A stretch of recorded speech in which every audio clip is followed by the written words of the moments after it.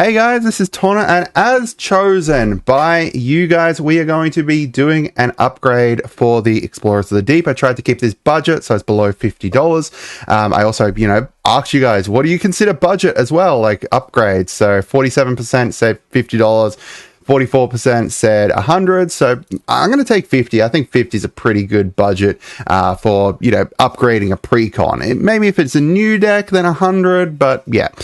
Which reminds me, make sure you do subscribe because I'm going to ask you guys what you want to see and stuff. So if there's a character, like a commander that you want me to build a deck around, let me know. I think Xavier Soul is probably going to be the one that I'm most excited for and most looking forward to doing an upgrade for, but we're going to get into it and kind of, see what we can kind of build with him. And then if there's another commander you want me to cover, make sure you let me know that as well. So, Hakbal, if you don't know what he does, basically at the start of combat, he is going to allow all of your merfolk to explore once. So you're going to potentially either put a +1/+1 onto them or put a land into your hand. When he attacks, you can put a land from your hand onto the battlefield. If you don't, you get to draw a card. So, you've got a little bit of ramp in there. It's a bit of, +1/+1 / explore and stuff. He's about as Simic as it gets. So, the deck's pretty well constructed. I think, that the Wizards of the Coast did a decent job. The more recent Precons have been a lot better, a little bit better on the mana base. Could be, they could improve the mana base a little bit. And there's, sometimes there's still, sub-themes that they keep in there that are going to be annoying. But we've got a lot of upgrades that we can potentially do here. I've done 13 upgrades, so it's not too bad. And as I said, kept them below $50. Okay, so the first thing I did was add in just a couple extra lands. I wanted to kind of improve the mana base a little bit, but, not kind of go too heavily into the mana base because I want to use most of the $50 to improve the rest of it. So I added in a Dreamroot Cascade and a Yavima Coast, both pretty cheap, but they're going to give you some options for land drops that come in untapped, as well as, giving us both the green and blue. So that way, we've got more to be able to work with. The first actual card I added in was Roaming Throne. I don't know, after Roaming Throne came out, I looked at it and I'm like, I need to really add this into nearly every single tribal deck because it's just insane. It's not too expensive at the moment. It's going to be probably the most expensive card here, and I put a lot of the budget into it. But overall, Roaming Throne is just crazy. It's going to make it so that anytime our merfolks have a triggered ability, we can choose to do it again. It does trigger again. So, just even Hakbal is going to allow us to trigger both of his stuff again. It's like, whenever he attacks, we're going to be able to put 2 lands out or, potentially draw 2 cards. There's lots of really nice stuff here. A lot of the merfolk in here have stuff. So whenever one or more +1/+1s, draw a card, discard. When he enters battlefield, explore X times. Whenever a merfolk enters the battlefield, put a +1/+1 on target merfolk. So all of this stuff we can do an extra time, which is really, really, really nice. I don't know. To me, I think Roaming Throne just deserves to be in every tribal deck. It's a crazy, crazy card. Next up, we've got Deeproot Pilgrimage. So at the moment in the deck, we already have the Deeproot Waters, which is going to give us a merfolk every time we cast a merfolk. However, this is going to give us a merfolk every time we tap a merfolk. So, anytime we go and tap something like, attacking or if we're tapping it for anything else, then we're going to be able to create merfolk. And then we can also untap them with the Kiora's Follower too. So then, if we tap them for something else, then we can potentially untap them with that, which is really nice. Really, really nice. And just going to be able to create a huge board of 1/1 blue merfolk that are hexproof, that are then all going to get to explore, all going to get all the +1/+1s from the nobles, and lots of really great stuff. And overall, this is just a great card for this deck. Next up, we've got Forerunner of the Herald. I was shocked when I saw this. I was really shocked when I saw this because it is a relatively cheap, only 35 cents, tutor for merfolk. And then whenever another merfolk enters the battlefield, it's going to get a +1/+1 onto it. which, is then going to be improved. So, if we wanted to go through and we could find, like, our, merfolk that give us island walking, or we could find Nekanzil, which is whenever a merfolk you control explores a land card, you can put the land from your hand onto the battlefield. So we can just ramp to heck. There's a lot of really great merfolk in here. Obviously, like, I wouldn't put shit merfolk in my merfolk deck. So being able to tutor one out is really great in my opinion. And then it's got the counters as well to be able to kind of go alongside it. We've got the Deep Fathom Echo here. So at the beginning of combat on your turn, a Deep Fathom Echo explores, and then we can have it become a copy of another creature you control. So, we can go and copy our Hakbal. Because why not? We could go make it a copy of, like, one of our nobles. We could make it be a copy of any of our cards in here, which is really nice. And that's going to be until the end of a turn.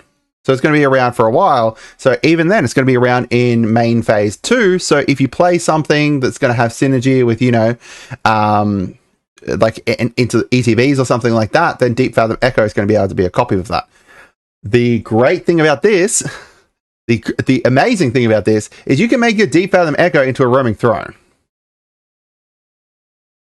Like, Deep Fathom Echo can become a roaming throne, because roaming throne is going to be a merfolk as well. So, that's going to be crazy.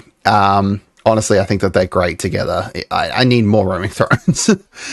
We've got Path of Discovery in here, which is whenever a creature enters the battlefield under your control, it's going to explore. So this is a really simple one. But, we've got a lot of different explore kind of synergies in here and stuff like that. So it's going to give us extra enter the battlefields. However, it's also going to then synergize with, like, the Deep Rock Pilgrimage.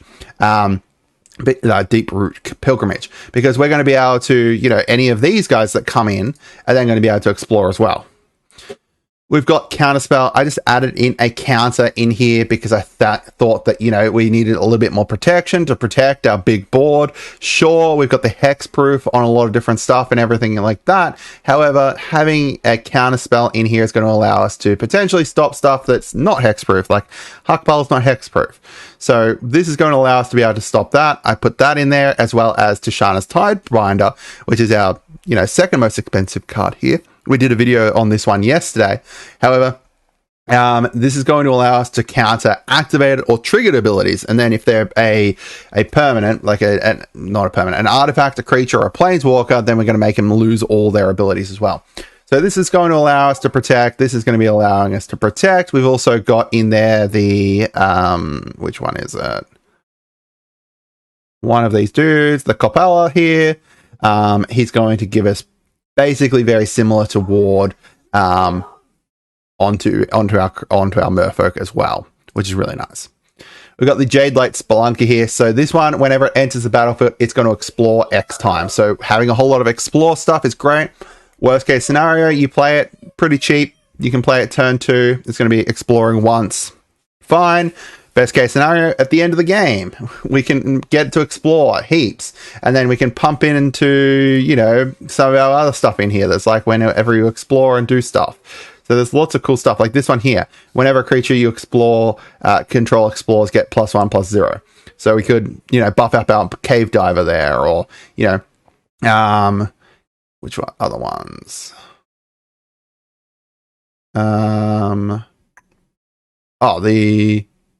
Nope, not that one. Wow. Okay. My brain is not working all that great. There's another one in here that's like whenever you explore, do stuff, but I can't find it at the moment. It's a bit too early in the morning for me. But yeah, or like, some of the other ones that give +1/+1s, then, you're going to be able to trigger them as well. So honestly, I like this card. I think that it works well in the deck. We've got Nature's Law in here. I just added more ramp. A little bit more ramp in here too. I was actually surprised that there wasn't, more ramp in here. You've got some, like Ghost Spiral and stuff, but I think that, adding in the Nature's Law here and adding in the Cultivate, I think both are going to go well into it, just to allow us to get some more lands out just in case, you know, we're kind of struggling with that kind of thing. I don't think it's entirely going to be completely necessary. I think that, you know, but, you know, you've got the option there in case you are struggling to be able to get lands out and kind of get a little bit mana screwed at the start there. And then the final one that I added in was Lord of Atlantis. We do currently have the Master of the Trident one, the Master of the Pearl Trident. However, added in the Lord of Atlantis here gives us another +1/+1 as well as Island Walk. They're basically the exact same card. Like if you look at them, they're basically the exact same card. But, you know, I think that having another one of them is going to be worth it. The Island Walk especially, because we've got stuff that, you know, when it deals combat damage and stuff like that. So having that option there is going to be a decent option. All right, so as for the cuts here, I've cut just a forest and an island for our lands there. The Bygone Marvels, you know, it's good, but I'm hoping not to have 8 things in our graveyard here. You know, it's going to be an option, but I just don't think it's going to synergize incredibly well with the deck. Coral Helm Commander, I found it was a little bit slow. Yeah, you've got the option of, you know, leveling up and stuff like that. But personally, I just thought that, you know, I didn't want to have that in there. All right. Explore. So this was one of the ramp cards that we had in there that I've cut. We've got the Quandrix Command here. I just felt that it was a bit slow. I felt that there was better options. Raven Form, I added in the Counterspell and the Tashanas instead of this. So we've got, like, you know, options to be able to stop that kind of stuff. Sage of Fables, it's got wizard synergy, which is fine, but there's not all that many, like, wizards. Like, I didn't go heavy into the wizards or anything like that. Like, you know, there's a lot of Merfolk wizards out there, but I felt like having some of the other stuff that was just better synergized with Merfolk was a better idea. We've got Tasha, God of the Sea. Good. Allows us to scry, but personally, I just felt there was better options with more Merfolk. Deep Rot Historian, giving us Retrace, which is fine, but again, we don't want stuff to be in the graveyard. I also don't think I want to kind of discard lands to be able to bring stuff back. Decent, but I just don't think it suits a deck well enough. Ruinous Intrusion, exile a target, artifact and creature. Again, I put in, like, the Counterspell into Tashanas instead of this. Sure, we can put some +1/+1s onto stuff, but I just like that better. Tashanas Voice of Thunder.